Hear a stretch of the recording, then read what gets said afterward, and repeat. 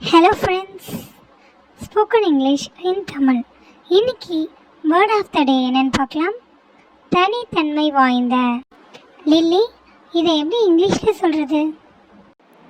தனித்தன்மை வாய்ந்த, யூனிக்.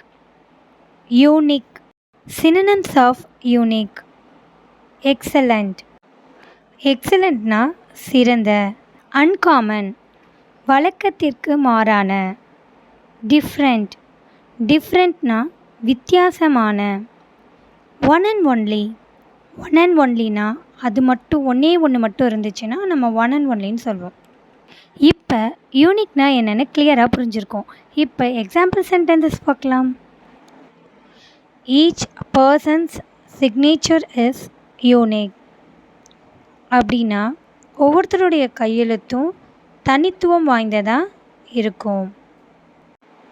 ஒவ்வொருத்தர் கையெழுத்தும் ஒவ்வொரு மாதிரி இருக்கும் இல்லையா, அதை தான் அப்படி சொல்கிறோம்.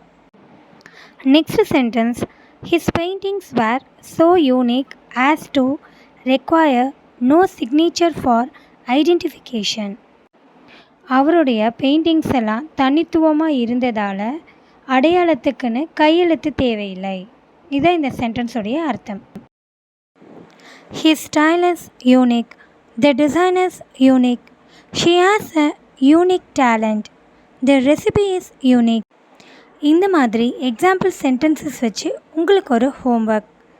என்னுடைய ஹேர் ஸ்டைல் யூனிக்காக இருக்குது அப்படிங்கிறத இங்கிலீஷில் எப்படி சொல்கிறதுன்னு கமெண்ட் பாக்ஸில் கமெண்ட் பண்ணுங்கள். வீடியோ பிடிச்சிருந்தால் லைக் பண்ணி சப்ஸ்கிரைப் பண்ணிக்கோங்க. தேங்க்ஸ் ஃபார் வாட்சிங்.